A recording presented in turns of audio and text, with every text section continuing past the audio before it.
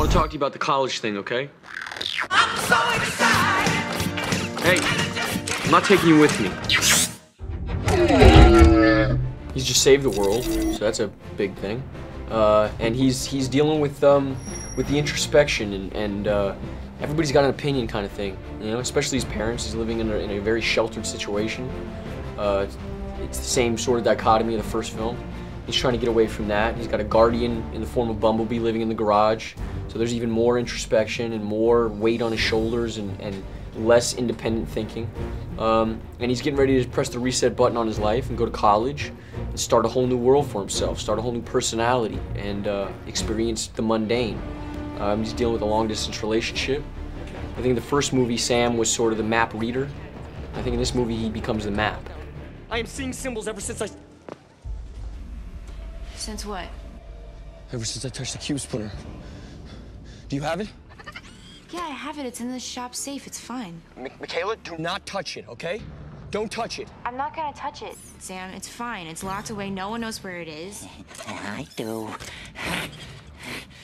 You're hot, but you ain't too bright. It's 2 years into her relationship with Sam, and Sam is really freaking out, and he's decided he wants a normal life, and he doesn't want to be a part of, like, he doesn't want to be a superhero who's sort of saving the universe, and he wants to go to college, and Michaela doesn't have the finances to take her there, so she has to stay behind. And they're sort of trying to maintain this long-distance relationship, and it's not going very well because they're teenagers, and it's just a difficult thing to do. And Sam gets into some trouble, and he needs Michaela's help, and so she meets him at college and sort of saves his life. And they start their journey. I've been bumped up to Master Sergeant Robert EPPS, where I'm dealing with so much more pressure in the field of communication. You know, we had a Master Sergeant in the first round. We didn't get to meet him, but I had my limits about the things that I was able to communicate about within my rankings. And now, everything that has to do with the soldiers being on the ground and communicating with all aircraft, where to drop bombs, where to pick us up in case an emergency happens, you know, all of these coordinates, which is very difficult dialogue to learn, by the way. That's Master Sergeant EPPS. Sam?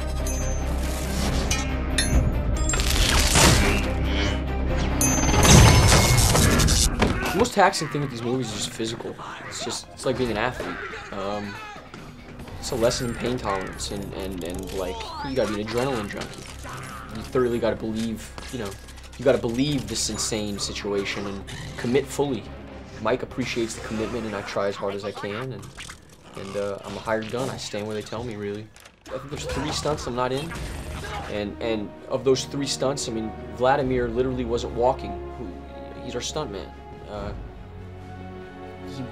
He did these 3 stunts, and he was like brutalized for months and months and months after. He's still recovering. I'm still recovering. This is almost a year later, man. Yeah. It's a very, very vicious, aggressive, masculine, up the ante type situation. It's constantly competitive, and Michael Bay is like a General Patton. It's a really wild. It's not normal movie making. I was not prepared for it. I came off of a movie where I barely moved at all, where it was like a lot of dialogue, and like the most movement we did was like walking through the hallway. So going from that into this movie was sort of devastating to my body. What is all the racket? Whoa! Sam!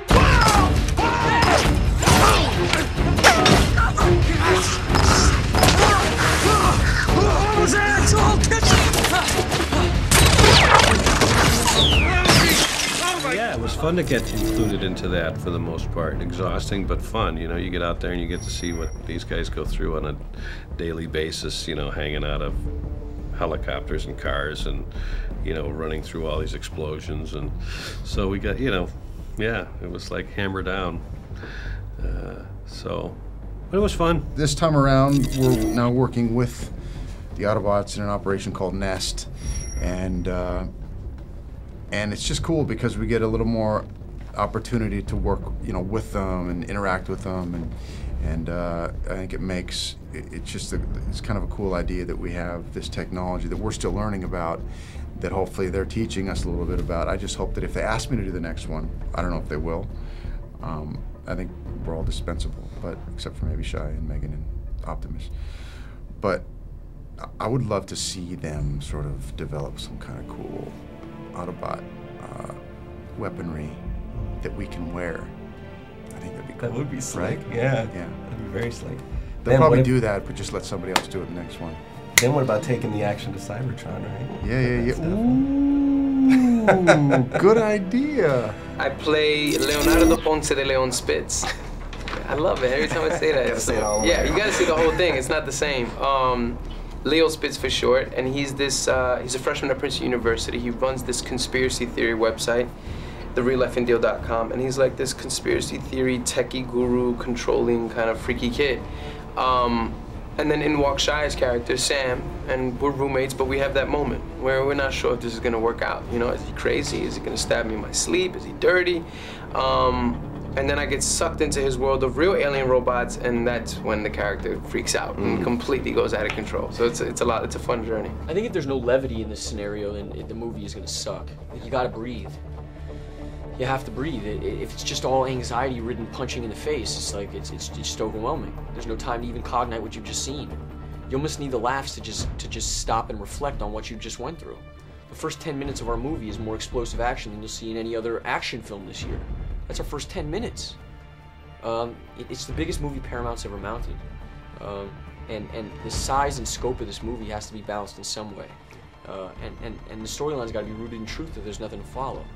And the tone of these movies, if you were a fan of the original Transformers, the origins of it, there was a lot of humor and levity in that.